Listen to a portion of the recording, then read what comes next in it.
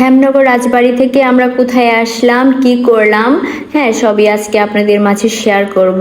অবশ্যই দেখতে চাইলে আমার সাথেই থাকতে হবে, অবশ্যই আপনারা আমার সাথেই থাকবেন। আমি আতিয়া জাহান, আতিয়া ব্লগ পেজ থেকে আপনাদের মাঝে একটা নতুন ভিডিও নিয়ে হাজির হলাম। এইখানে আসার পর আমাদের প্রচন্ড ক্ষুধা লেগে গিয়েছিল, তো দুপুর হয়ে গিয়েছিল, তো কি খাবো। তো এখানে ভালো কোনো হোটেল রেস্টুরেন্ট ছিল না, তো এখানে একটা ছোট একটা দোকান থেকে আমরা হালকা কিছু খেয়ে নিলাম।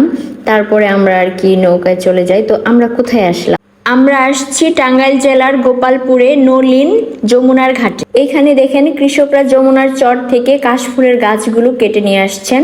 এগুলা চর থেকে এনে ওনারা 10 টাকা আটি দরে বিক্রি করেন।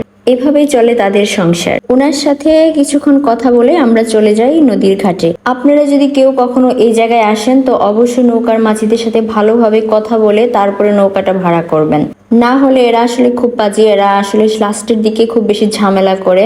অবশেষে আমরা নৌকায় উঠে পড়লাম। তো আজকের ওয়েদারটা এত সুন্দর ছিল, আসলেই বলার মতো না। খুব বেশি বাতাস ছিল, ঠান্ডা একটা ওয়েদার ছিল, খুবই ভালো লাগছিল। দেখেন আকাশটা কত সুন্দর।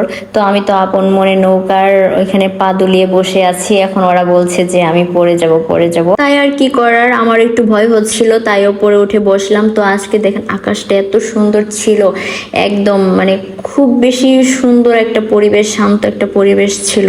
নদীতে অনেক ঢেউ ছিল, ঢেউয়ের কারণে নৌকাটা অনেক দুলছিল। আর দেখেন পানি এসে আমাদেরকে ভিজিয়ে দিল একদম। খুব বেশি ঢেউ ছিল, আমার একটু ভয় লাগছিল, এর জন্য বাহির থেকে ভিতরে এসে বসেছি। তো দেখেন নৌকাটা কিভাবে দুলছে। আমাদের নৌকাটা যে ঘাটে রেখেছিল সেই ঘাটে অনেক বেশি কাদা ছিল, তো কাদায় আমার পাটা একদম শেষ হয়ে গিয়েছিল। তো এখানে আমি একটু ধুয়ে নিলাম। তারপর আমরা বালুর চরের দিকে গেলাম, ওইখানে পরিবেশটা অনেক বেশি সুন্দর।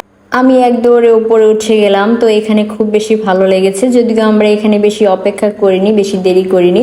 এখানে আমরা কাপড় চেঞ্জ করে আমরা ভেবেছিলাম যে গোসল করব, কিন্তু এখানে গোসলের জন্য পর্যাপ্ত পানি ছিল না। আমি এখানে নেমে পড়েছি। আমাদের সাথে আরো যারা ছিল ওরা একদম ভিতরের দিকে চলে গিয়েছিল, তাই ওদের জন্য আমরা এখানে অপেক্ষা করছি।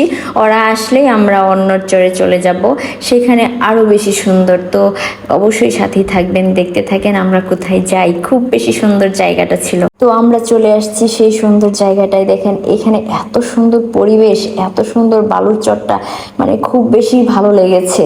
নদীর মাঝখানে একদম চর জেগেছে, খুব সুন্দর ছিল এটা। আমরা এখানে অনেকক্ষণ ভিজেছি, অনেকক্ষণ ছিলাম, অনেক বেশি এনজয় করেছি সবার সাথেই। তো অনেক ভালো একটা সময় কেটেছে আমাদের এখানে।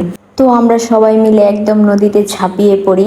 নদীতে একটু সাঁতার কাটছিলাম, অনেকদিন পর আসলে সাঁতার কাটা হয় না।